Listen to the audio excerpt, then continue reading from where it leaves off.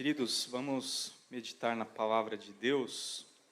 Por favor, abra comigo, sem demora, lá em Atos dos Apóstolos, Atos capítulo 5. Atos capítulo 5. Enquanto você abre e procura Atos capítulo 5, eu quero fazer a leitura a partir do versículo 17. E gostaria de chamar o nosso seminarista Murilo para orar por mim, pedindo a Deus iluminação. Senhor Deus e Pai, nós te agradecemos, Senhor, por mais uma manhã que nos trouxe aqui para ouvir a Tua palavra. Te agradeço agora pela vida do Neto, Pai, por tudo que ele vem fazendo para servir na Tua obra, Senhor. Que agora o Senhor traga a nós o que falou ao coração dele, Pai, na preparação desse sermão, Pai. Que o Senhor seja glorificado também em nossas vidas, possamos voltar para as nossas casas diferente de como chegamos aqui hoje, Pai. Que a Tua palavra seja exposta, Pai, e nos transforme, porque temos plena consciência de que é isso que acontece todas as vezes em que temos contato com ela. Abençoa o Neto agora, Pai, que não sejam as palavras deles, mas as Tuas, Pai, sendo usadas por ele. Em nome de Jesus, amém. Amém. Obrigado, meu irmão. Todos nós precisamos da ajuda de Deus para compreender a voz dele, para enxergar, né, ele se revelando a nós através da sua palavra. Achou aí? Todo mundo? Vamos ler então? Quero ver com vocês. É uma caminhadinha, viu? Eu vou ler tudo de uma vez. Fica firme aí, irmão. Do 17 até o 42. Levantando-se, porém, o sumo sacerdote e todos os que estavam com ele, isto é, a seita dos saduceus, tomaram-se de inveja, prenderam os apóstolos e os recolheram à prisão pública. Mas de noite, um anjo do Senhor abriu as portas do cárcere e, conduzindo-os para fora, lhes disse: Ide, e apresentando-vos no templo, dizei ao povo todas as palavras desta vida. Tendo ouvido isto, logo ao romper do dia, entraram no templo e ensinavam. Chegando, porém, o sumo sacerdote e os que com ele estavam, convocaram o sinédrio e todo o senado dos filhos de Israel e mandaram buscá-los no cárcere.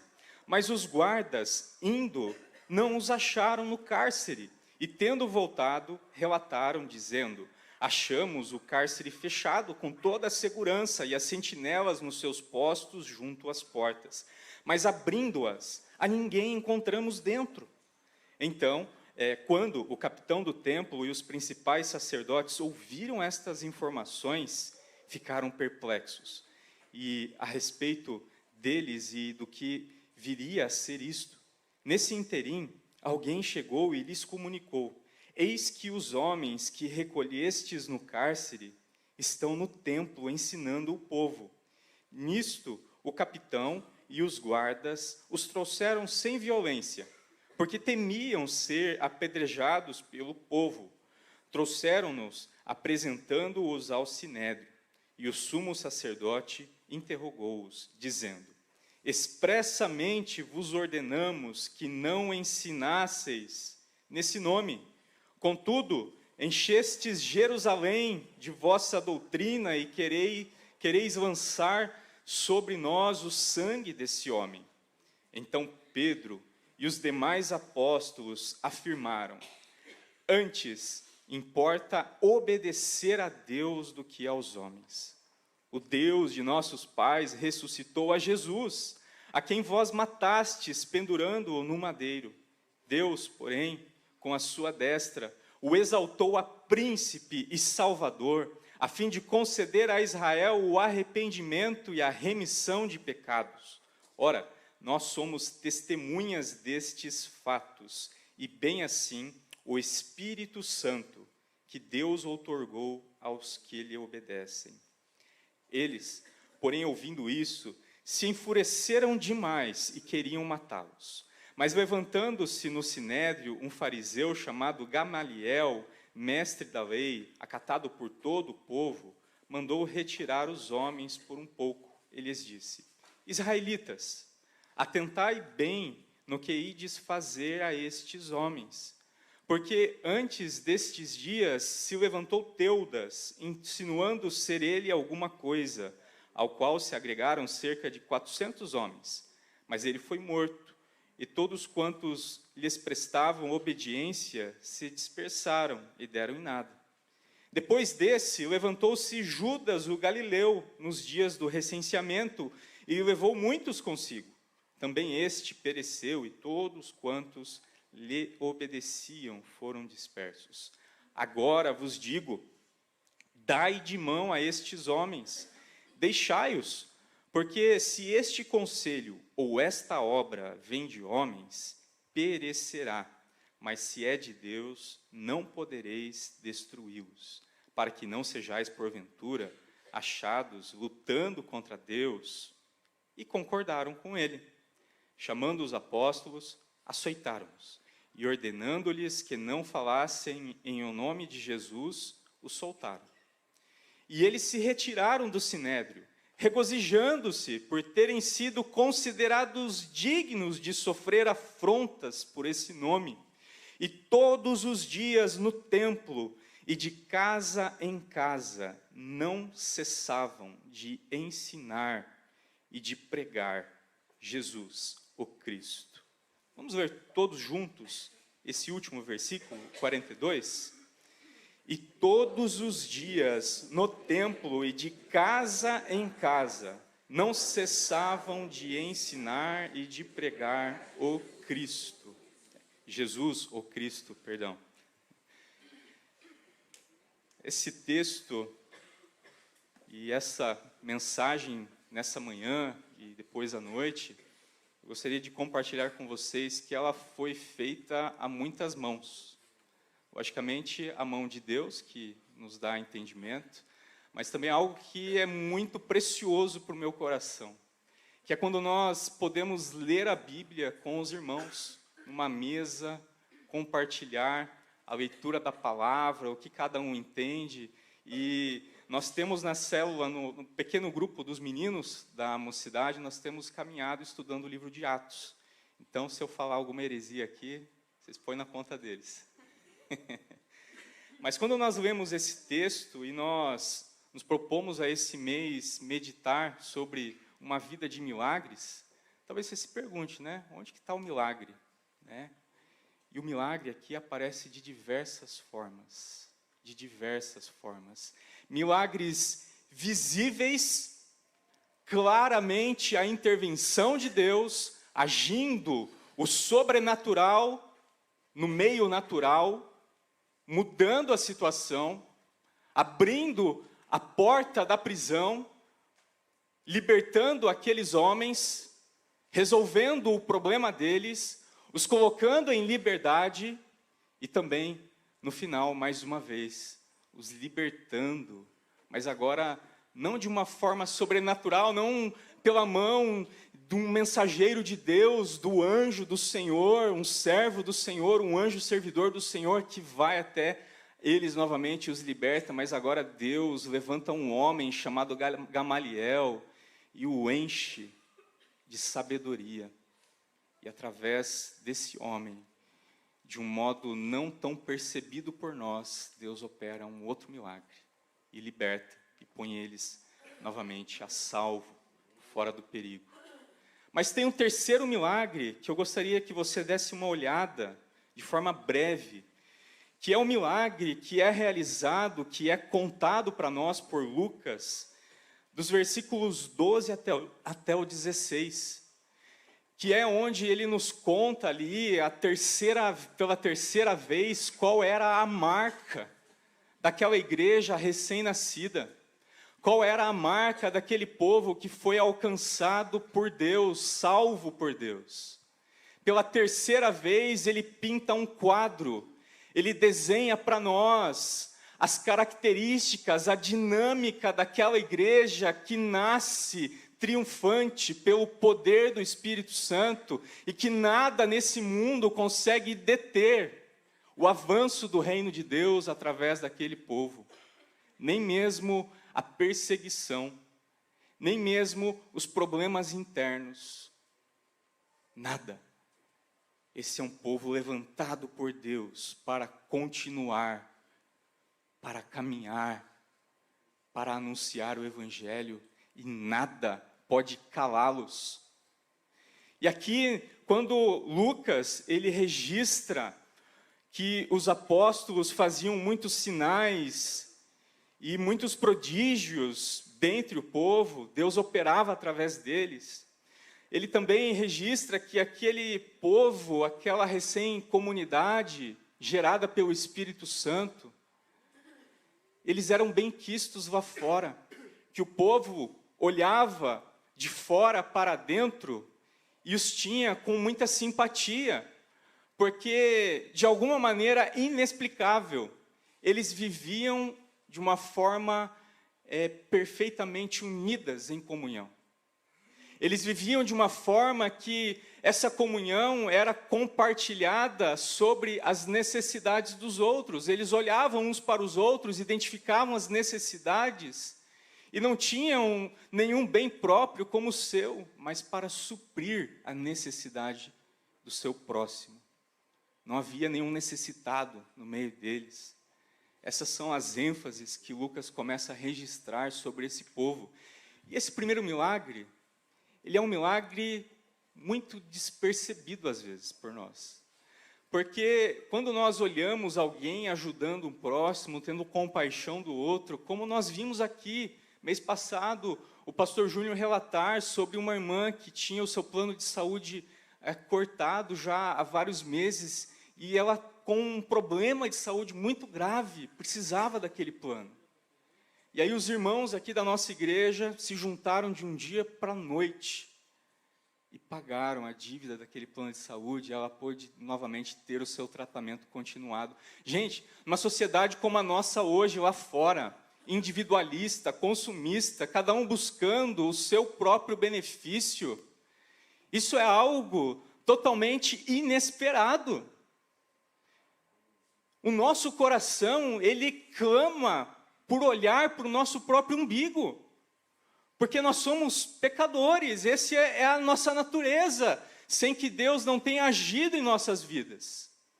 E é verdadeiramente um milagre que um povo se reúna, que um povo que já havia chegado a mais de 5.000 pessoas, se reúnam, e eles não tenham nada em comum. Eles consideram os seus bens, os seus recursos para servir, suprir, cuidar uns dos outros. Esse cuidado não era enxergado lá fora pela sociedade. Lá fora é selva. Lá fora é briga pelo seu lugar, para conseguir um lugar à luz do sol. Antes, como diz o ditado, ver a mãe do outro chorando do que a nossa. Não é isso que se diz por aí? Mas de uma forma milagrosa, aquele povo, aquelas pessoas, pelo poder do Espírito Santo de Deus, começaram a olhar uns para os outros.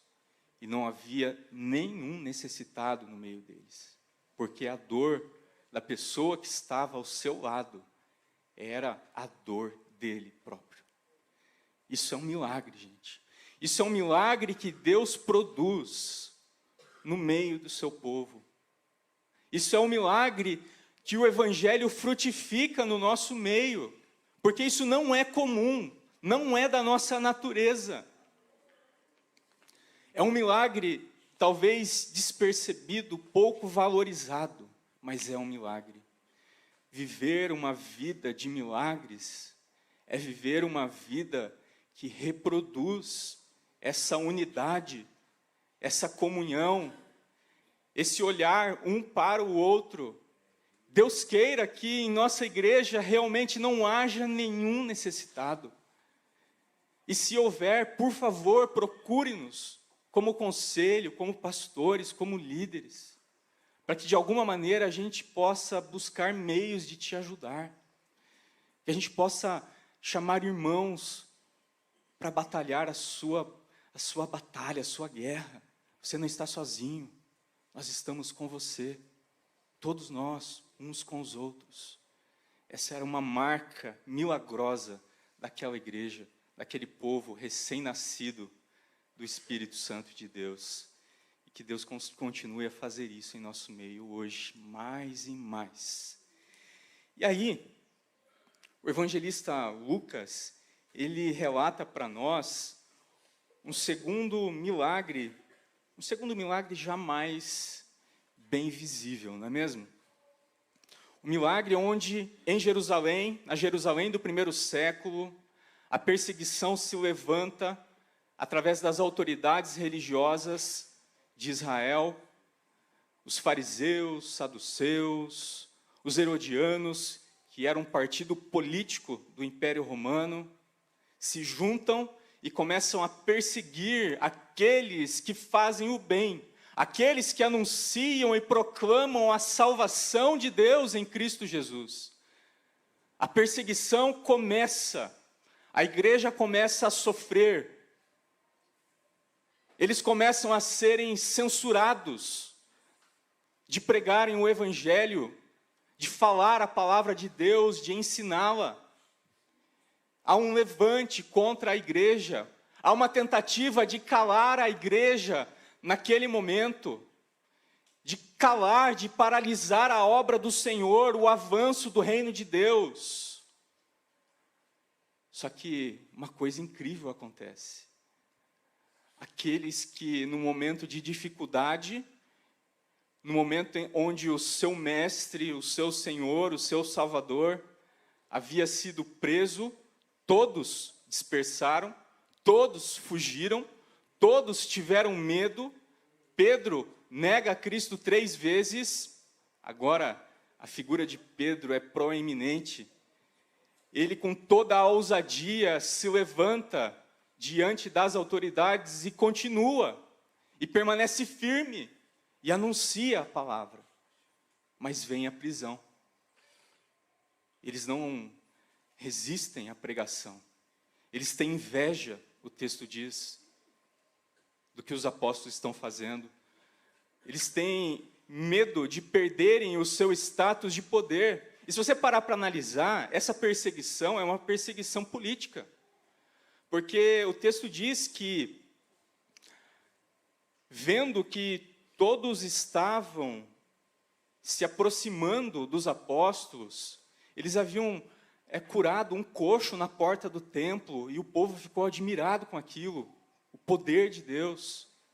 As pessoas estão se aproximando dele, eles estão ganhando a confiança do povo em Jerusalém. Então, as autoridades religiosas e políticas, porque o sinédrio funcionava assim, era um controle teológico do ensino da palavra de Deus, mas também um tribunal, um supremo tribunal, que julgava as causas de Israel. Então há uma perseguição que não é só religiosa, é política. Eles têm medo de que aquele povo todo agora se juntem aos apóstolos e eles percam a sua proeminência, a sua autoridade. E eles começam, então, a prender. E aí, os apóstolos são recolhidos à prisão. E o que acontece? Um anjo do Senhor. Nada pode parar o avanço do Evangelho. Nada nem ninguém pode parar que a mensagem de esperança, que traz salvação, cura, aos famintos, aos oprimidos, aos doentes, possa deixar de ser anunciada. Se há um levante, Deus, ele age pelos seus meios. E o segundo milagre é algo sobrenatural, é algo que salta aos olhos, que choca de admiração, de perplexidade aqueles que estão perseguindo, os perseguidores da igreja. Eles têm um problema, mas Deus resolve de uma maneira milagrosa. As portas, as trancas, os ferrolhos daquela prisão foram abertas.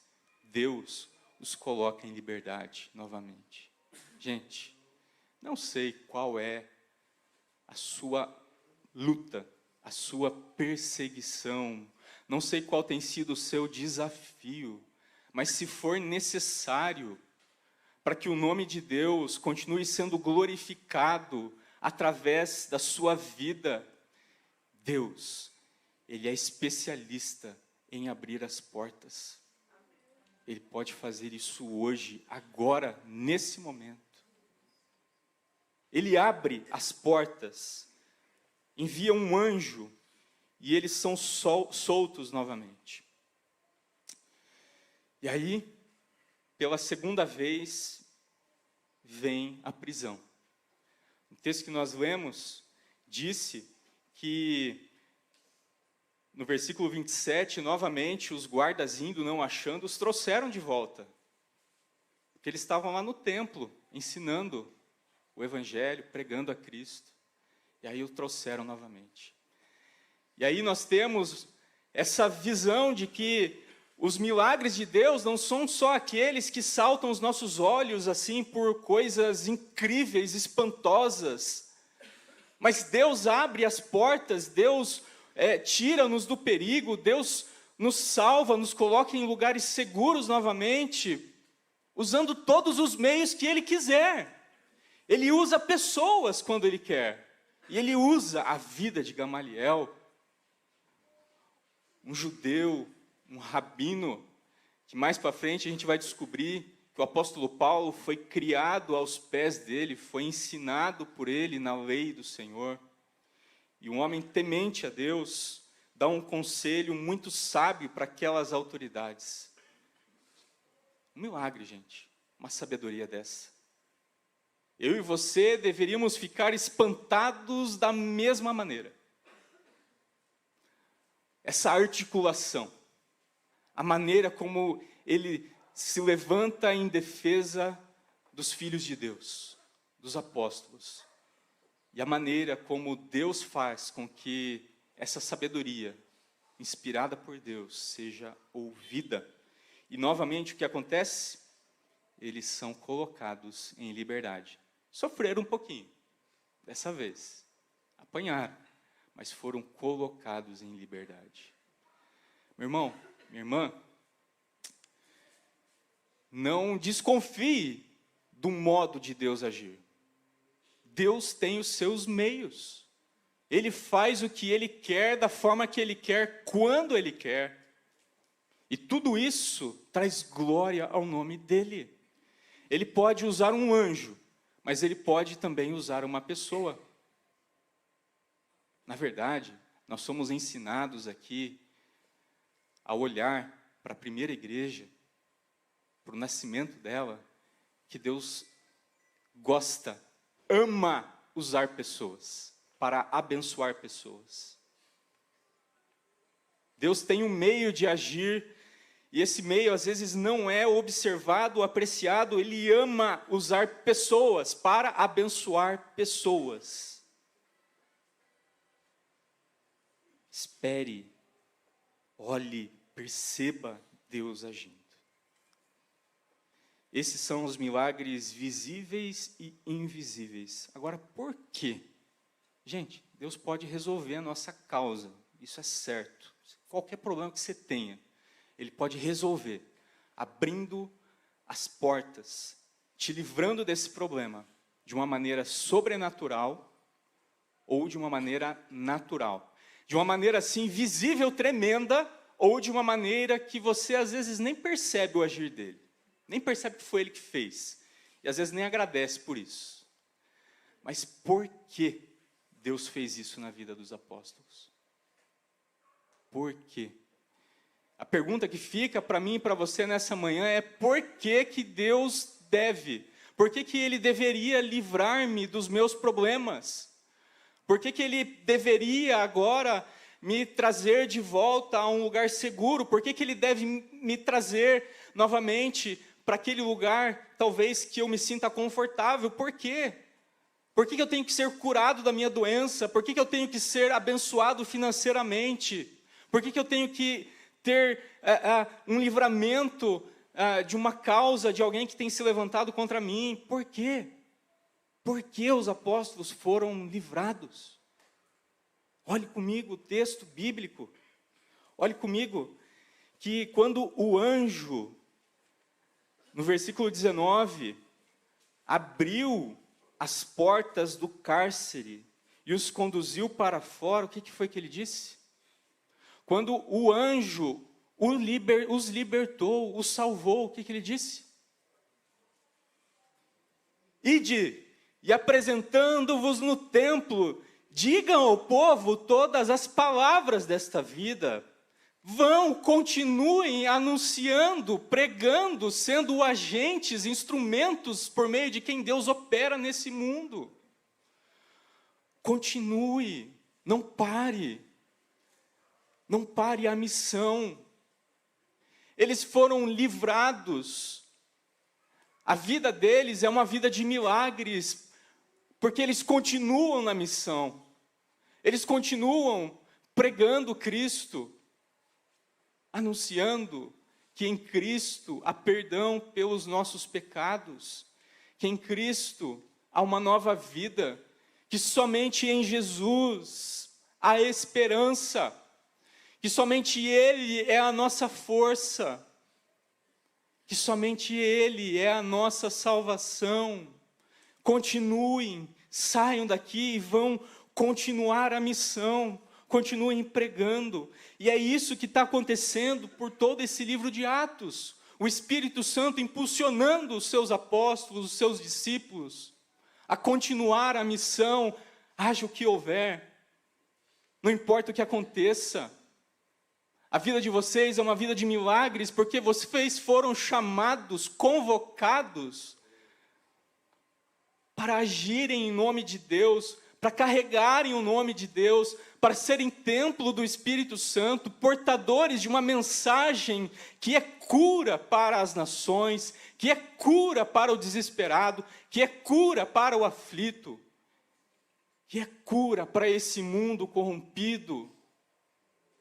A salvação não vem por meios políticos, não vem pela educação, não vem pelo esporte. Você pode parar para analisar. Nós temos que ter, sim, um incentivo ao esporte, porque o esporte é bom, o esporte tira as crianças da rua. É lógico, o esporte traz muitos benefícios. A educação nem se fala. A educação propicia dignidade às pessoas. É uma pena que o nosso país seja tão atrasado. Mas a salvação, a esperança, o refúgio, a confiança, vem do Evangelho, vem da palavra de Deus. Esse é o remédio que cura esse mundo. É um verdadeiro milagre que Deus tem escolhido pessoas como eu e você, um pregador tão ruim como eu, para anunciar o evangelho dele. É inexplicável que Deus tenha escolhido pessoas como eu e você, falhas. Você não acha que é um milagre isso? Anjos quiseram ter esse privilégio, mas não tiveram. É um milagre. Nós somos chamados para perseverar, para continuar incessantemente a missão de Deus nessa terra. Nós somos chamados, e esse é um milagre, pregarmos, ensinarmos o nome de Jesus. É somente capacitados pelo Espírito de Deus. O dunamis, o poder que nós recebemos do alto, não tem como.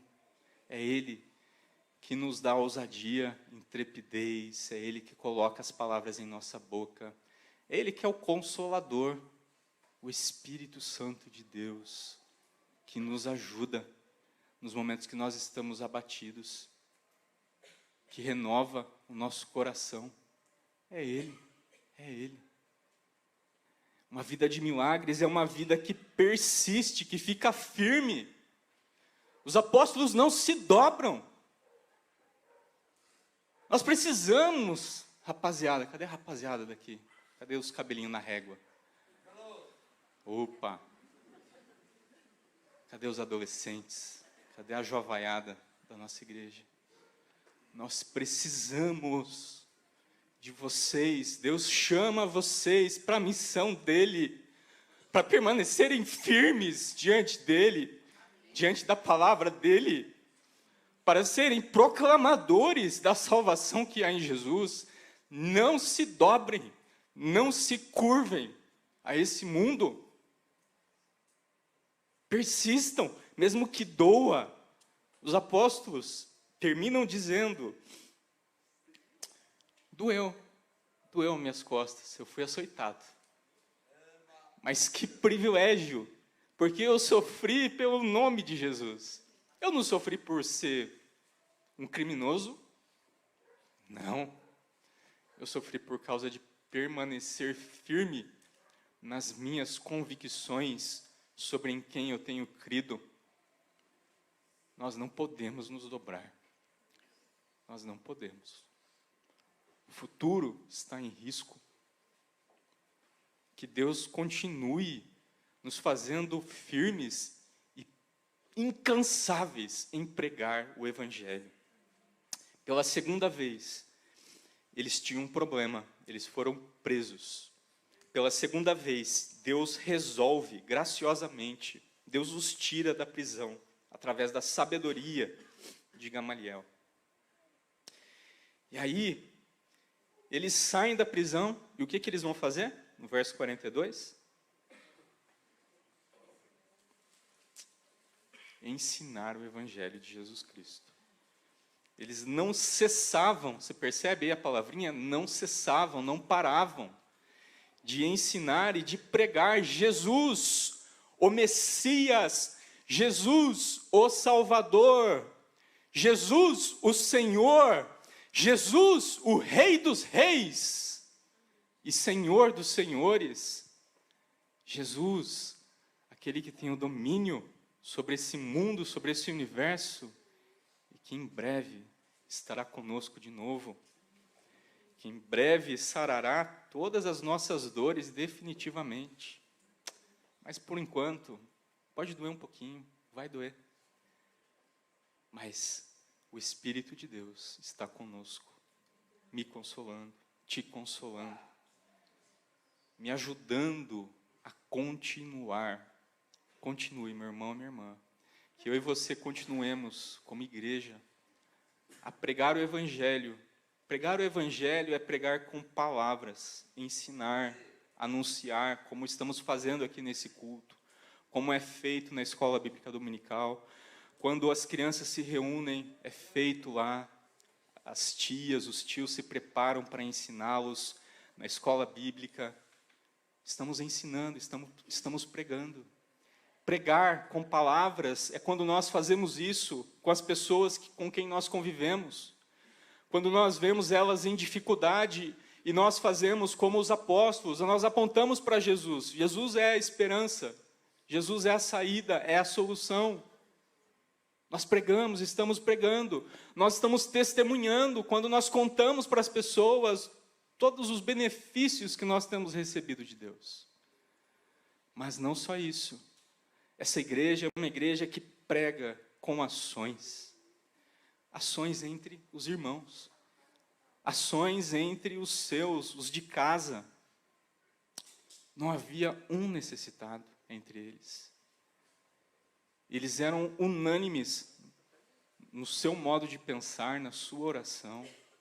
E perceba que quando alguém se levantou para destruir o testemunho da igreja, um casal, uma história anterior a essa, Ananias e Safira, Deus derramou um juízo fulminante sobre eles. Porque Deus ama o seu povo, Ele está produzindo isso no meio do seu povo. É fruto do Espírito, é fruto da carne, a divisão, a inveja, tudo aquilo que traz, sabe, contenda entre os irmãos. Ananias e Safira sofreram por causa disso. Eles atentaram contra o testemunho do Evangelho que a igreja estava produzindo internamente. Que eu e você, que a nossa igreja possa continuar, possa crescer em testemunhar com o nosso amor uns pelos outros, o Evangelho de Cristo, a todos lá fora. Essa é uma tarefa das mais difíceis, das mais incríveis. É por meio dessa dificuldade que nós enxergamos a maravilhosa graça de Deus sobre a minha e a sua vida. Amém? Que Deus continue a nos fazer viver de uma forma milagrosa. Que Deus nos ajude a permanecer firmes diante da perseguição. Que Deus nos ajude a confiar nele, na mensagem que liberta, que transforma e salva o pecador. Que Deus nos ajude a continuar pregando, anunciando o Evangelho com ações e com palavras. Amém? Te convido a fechar os seus olhos e orarmos a Deus mais uma vez. Pai, quanto é incrível nós olharmos para o passado, Pai. Pai, quanto é importante nós olharmos para a história do Teu agir no meio da Tua igreja, Pai. Pai, e aqui aprendemos hoje, através dessa história, ó Pai, que o Senhor continua sustentando a Tua igreja. O Senhor é quem protege a Tua igreja. O Senhor é quem mantém-nos seguros, ó Pai, a salvos. E se for necessário, o Senhor faz uma intervenção incrível, sobrenatural, Pai. O Senhor também usa todos os meios, e principalmente os meios naturais, as pessoas. O Senhor levanta pessoas para abençoar pessoas. Ó Pai, também aprendemos que é um milagre um povo tão grande como o nosso se manter firmes, unânimes, não haver divisões e cada um ter compaixão do que está ao lado, Pai. Colocando a mão no bolso, ajudando quando for necessário, Pai, para que não haja nenhum necessitado entre nós. Ó Pai, nós vimos que esses são milagres que o Senhor operou e que o Senhor pode continuar operando hoje.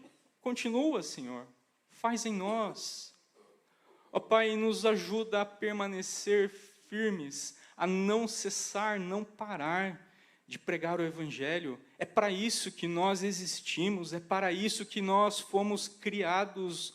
O Senhor nos chama para a Tua missão, nos ajude, Pai, a acordar, a despertar e a fazer a Tua obra nessa terra, Pai. É o que eu peço em nome de Jesus. Amém.